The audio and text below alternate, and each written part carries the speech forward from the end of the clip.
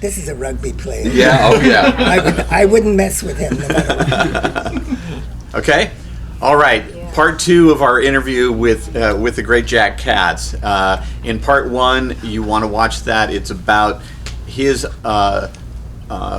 talking to today's cartoonists and what they need to bring to the front to be as creative as possible. In this segment, we want to talk a little bit about the history. You have worked with everyone, and so I thought what Liam and I could do is just sort of throw a couple of names out, and you can do a story here or a story there. Okay? Well, does that work? Yeah. Liam, be careful. I've heard a few of these stories. Okay. So all right. I'm trying, Is there a story you want to hear again? Do you know? Honestly, they're all worth. Yes, they are. They're all worth hearing. But I'll leave it up to Jack as to decide. Okay. You know what. Let's start now. But you know, at the beginning, Hal Foster and all of these. Yeah. Boys, Let's go even earlier than that. Yeah. When I was 13, I forgot who was. Somebody in my family brought me up to see Eisner and Iger. Uh-huh. This Yeah. was a long time ago. Yeah. You know, Jumbo Comics. Yes. And what was it? Best Comics and things like Right. that. 64 pages for 5 cents. Yeah. Bring back the bad old days. And so, and I met Lou Fine. I met all these guys. They were pretty impressed with my work, and because of my age, I met Will Eisner. Yeah. You know. Before, What did you think of Will Eisner? except for the fact that he used to hit me on my right shoulder all the time. used to try and give you a dead arm to stop you drawing so well. I know. It was the most terrible thing. The guy was just... And then he had some great tragedies in his life. Yeah. Well, but anyway. But Okay. I love the story when you tell about when you first saw Conan. No, not Conan, Tarzan. Oh, the yeah. Tarzan Well, comic. what had happened is, it was 1934. And my father was in Canada, you know. Believe it or not, you know, we Canadians, we're people too. We're living examples of what shouldn't happen to people. All right. At any rate, so my father brought home, he brought home fish. I think I smell those fish outside there. And wrapped in there was Hal Foster's Tarzan. My God. The Sunday page. You betcha. It's Sunday supplement, yeah. yes. Yes. And here it is, this little girl, she crashes in her airplane, she takes this magnifying glass, and she makes fire. But I looked at it differently. Everything I was trying to do, he realized with his ability.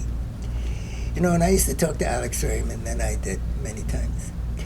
And he thought Hal was a god, and I think Hal was a god. Was there any competition between the two of them? No.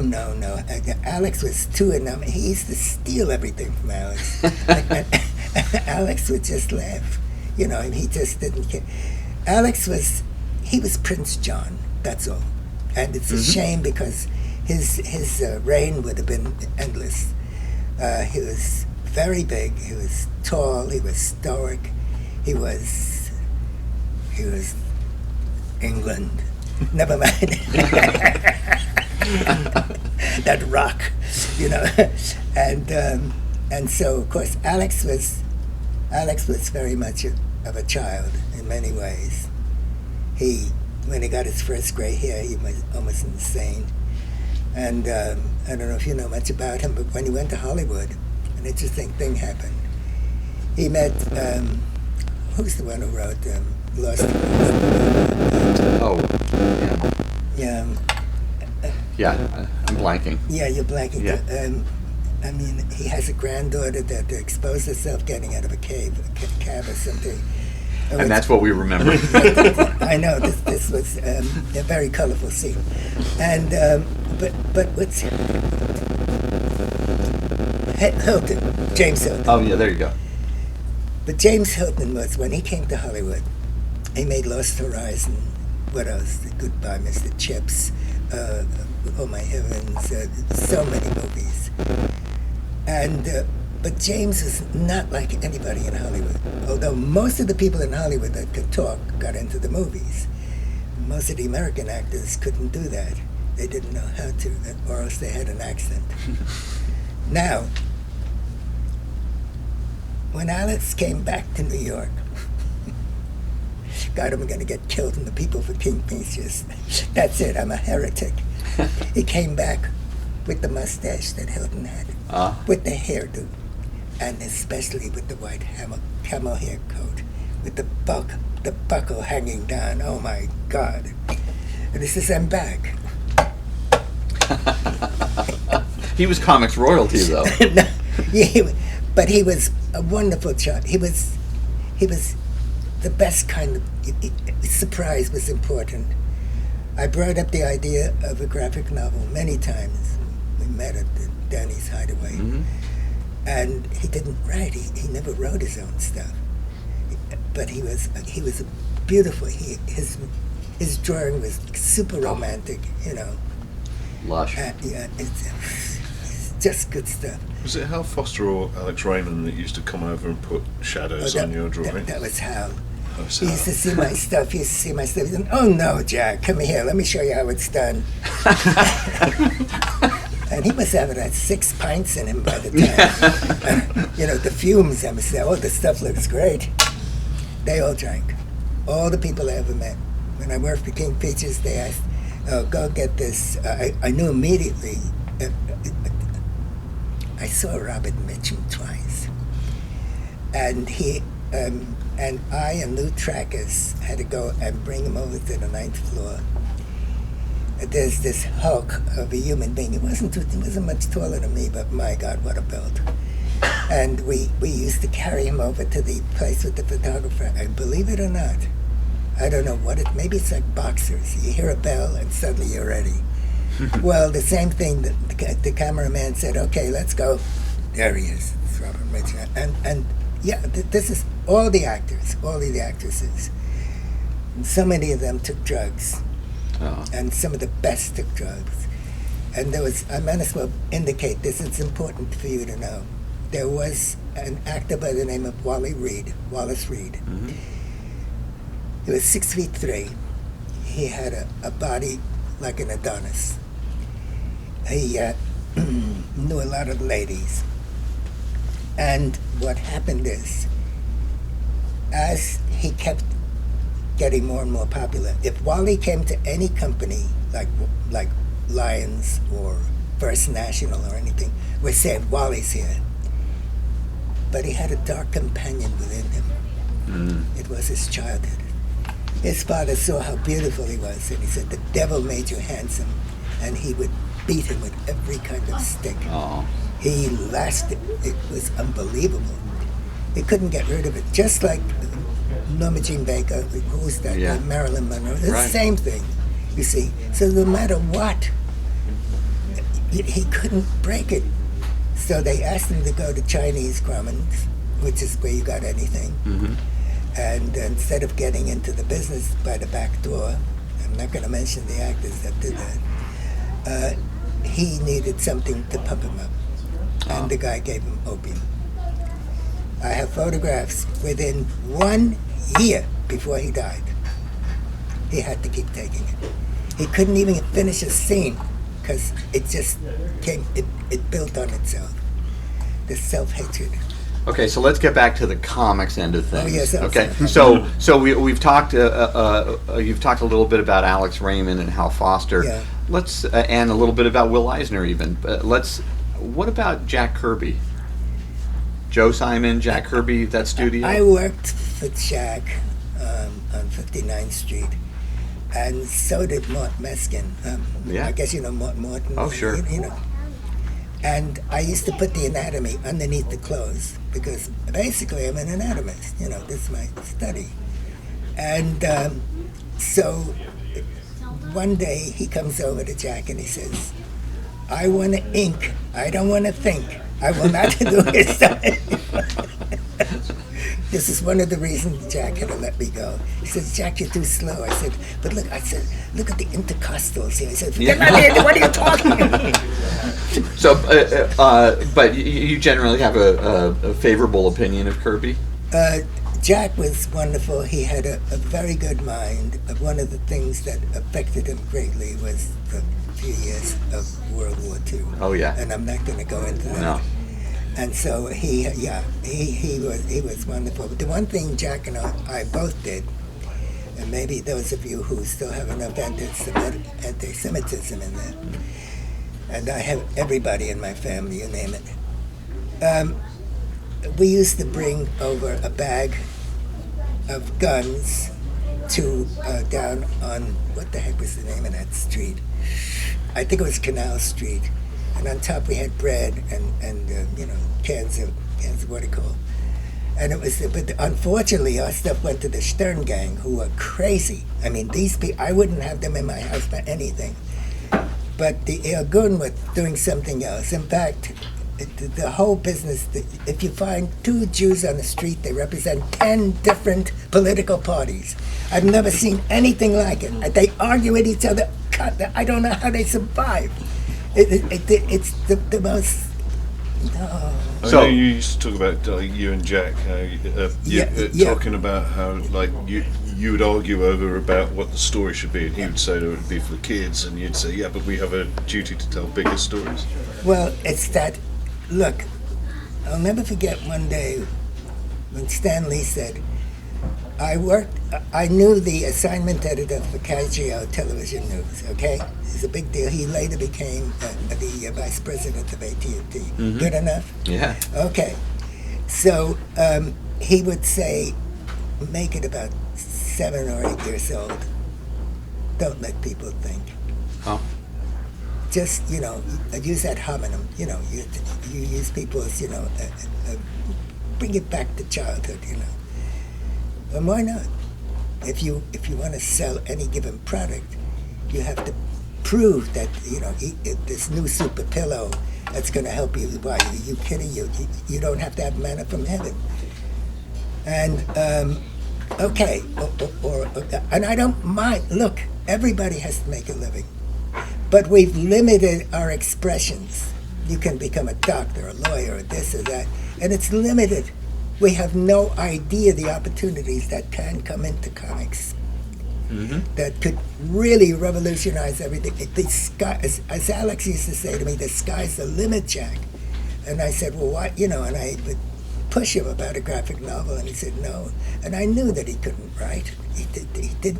I think he could. I don't think he believed in himself with it, and it would have taken too much time. He had, I think, 7 assistants. Foster had, 10 or something like that, and somehow they lost their way in a different way, and so many people lose their way. We seem to be in a state where the human race has lost their way. Money, the artist. Look, when I met Dean Cornwell, you must all know who he is. Yeah, an amazing artist. He studied with Harvey Dunn. And Harvey Dunn was the one who told Dean, and then Dean told me. He said, did you ever hear of somebody by the name of, what the heck was his name now? Dan Smith. I said, Dan Smith, what kind of an artist name is that? He says, take a look at his stuff. And he had it through, I took it out. I'd never seen anything like that. Dan Smith, my God, could he draw? Could he pay? He did covers, he did everything, but he was so good that you would not put him into a position where he'd get any recognition. So it took Dean Cornwell to tell me, who was told by Harvey Dunn about this guy. If you want, look up Dan Smith. Yeah. I'm telling you, the guy's stuff, it's unbelievable what he did. And but he's not the only. There were so many others during that period. In fact, when Alex tells, I guess you know the name. Oh yeah. Yeah. Okay. So one day he's walking down Park Avenue, and he sees the two garbage cans filled with Gibson girls and oh yeah, sure, right, yeah, up to the brim. He takes, Alex was like a little brute force. He carries the stuff over. He knew exactly where the Gibson lived. Knocks on the door, and his wife comes out. He says, "I got rid of that shit. He said, I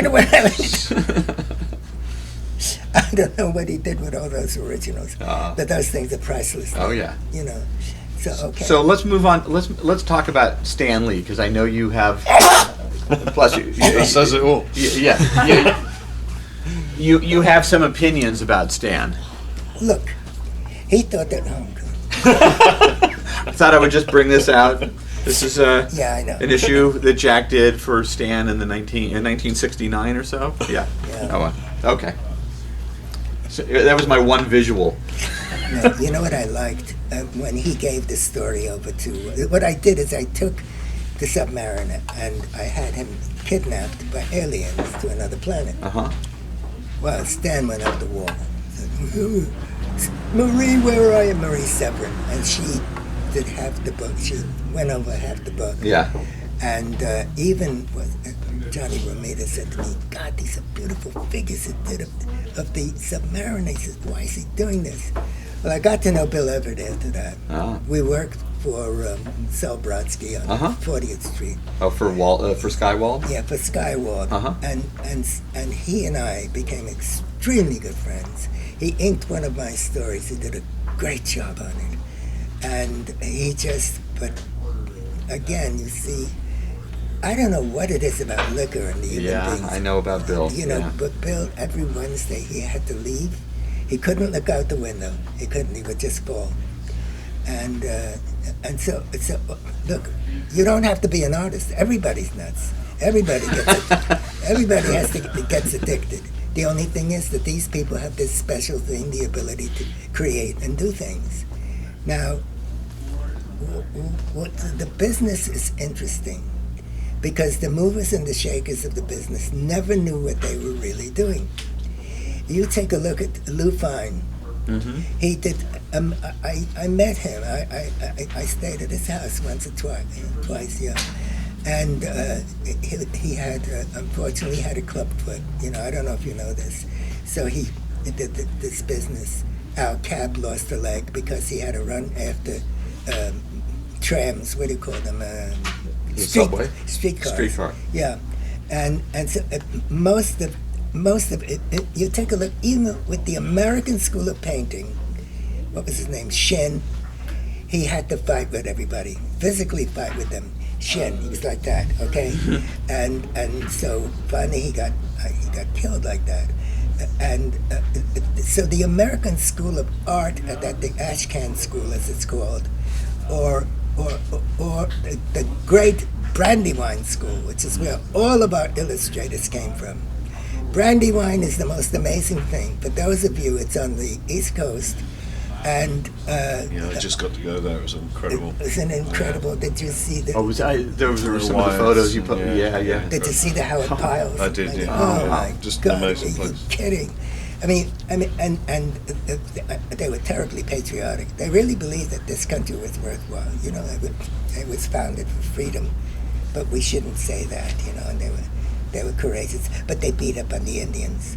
The Indians beat up on each other. Everybody beats up on everybody, but we've got to find somebody. As I said in that movie, we can't go anywhere. We can't find a hero on a white horse. Everybody's got the A-bomb. Everybody makes televisions. We'll give them to each other, okay? So we've come to a point. We've become locked in. Oh. And so what you do is you prove to everybody that the new cell phone is going to bring your grandmother back and she's going to teach you the right way to live. No! They're just working on these products over and over and ad nauseum.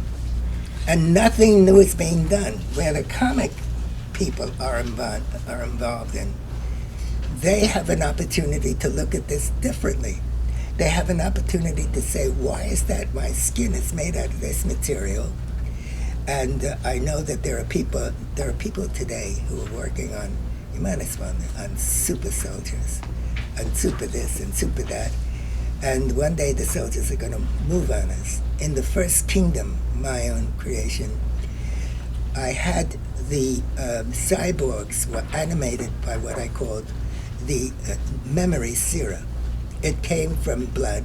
the life force and blood, plus a number of other things. And that's what animated them and activated them. And eventually, I don't know if any of you have read the books, but and I used the Bride of Frankenstein music because it's when he brings his bride back to life. And and that page where they talk to Oxalteman, he was the guy who didn't want to die, so he took subcutaneously the Merryser into his own body, and they had a secret laboratory aboard this ship, and this particular H11 becomes an H12, human 12, capable of reproduction because of the nature of the memory serum. And it was a whole different ballgame. Now, so far as the other artists are concerned, let me throw out another name for you. When you and I talked on the phone, you mentioned something about Joe McNeely. Yes. Oh my God. I thought he was. All right. I thought he was a pretty gifted artist. Gifted. He was brilliant. Yeah. Did you know him? He and I used to share the historical comics. I would do one, but he was so fast he would do two. But it's a very tragic story. He kept calling Stan. He kept telling him, "I can't go on. I can't." Stan would say, "I'm going to give you a bonus." I kept giving him bonuses and bonuses. One day he begged Stan, I got to leave. He didn't even tell Stan. I got this from Mort Meskin. Mort Meskin waited late that night. It was almost 2 a.m. Joe goes out to the 42nd Street station, and he fell in front of a train. Don't tell me about Stanley. Yeah. Don't tell me about this gifted, smiling face. I can understand that. But that isn't the worst situation. Never mind. What now? Wasn't Joe with John Severin at that point? McNeely? Yeah, well, they knew each other. Yeah. They were, No, I thought that they were. No, they were. They helped each other sometimes. Okay. But Joe was. I cannot tell you. It would take me about 2 days to do a page, and the guy could knock it off. Oh, but yeah. he's not the only one. There was one guy by the name of Marvin Stein. Oh yeah. You have no idea. Marvin Stein, this is a story. He comes in sometimes 9 o'clock at night, and he says to me, "What time is it?" And I said, "It's 9 o'clock." And he says, "How come it's dark?" I said, It's the other 9 o'clock. I said, "Marvin, Jack Kirby just left you 3 covers and 2 stories. The stories were 14-page stories, and the 3 covers, they had the cops down there on fire escapes shooting at each other. I mean, no penciling, no lines around the boxes, leaving enough room for all of the words." And he dips it in his brush, and we both were using these excellent brushes that were made in India at the time, and they were only $1.50. They were extraordinary number 2s, and number 3s. So I see him, he goes over to his pages, and Mort he's hitting me in the ribs. I say, "For God's sake, leave me alone." He knocked off those pages, and he says, "What else is new?" Oh, that's a good one. So I want to put a wrap on this, but what I want, if you'd be so kind, Jack, is we know just the surface of all of the things that you have done over the course of the last 75 years. How is it that you want to be remembered going forward? I don't want to be remembered, but what I want to be remembered is the fact that the options, the ability for these young people to take the bull by the horns, otherwise they'll be lost. They'll become like, buggy whip makers, or you don't kill the baby with the bathwater. Right. And whether I exist or not is meaningless. I act as a catalyst, okay? What was it? Socrates said, I'm a what do you call it? A fly, but what kind of a fly was it? The gadfly. I'll tell you what a gadfly is. This is how Socrates saw himself. Horses can't wipe their behinds, okay? So they switch their tails, and the gadflies love that stuff. So all I'm acting is as a gadfly, that's all.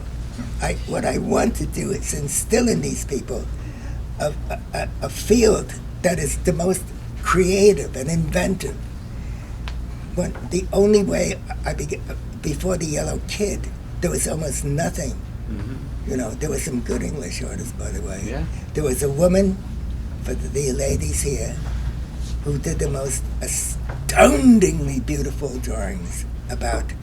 Her name was Barker. I think it was Cicely Mara Barker, Barker. Take a look at her work. Mm-hmm. She was the Dean Cornwell of children's books. There'll be nothing like her in the world ever since.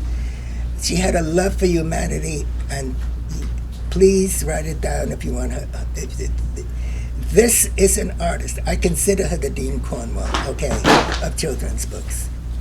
And she's just, there are no words to describe this woman. Well, you've been a gadfly to me. That's yeah, for sure. It totally inspired me. You know, absolutely. Well, I haven't even scratched the surface. And I think what we're going to do is we're going to leave it here because we want to be able to scratch that surface a little bit more at another time. And I just want to thank you for being a part of our Flyco Mini IndieCon today, and for bringing your experience and your wisdom to these cartoonists and fans here today. Jack Katz, Liam Sharp, thank you both very much, and thank you all for being here. Let's give them a round of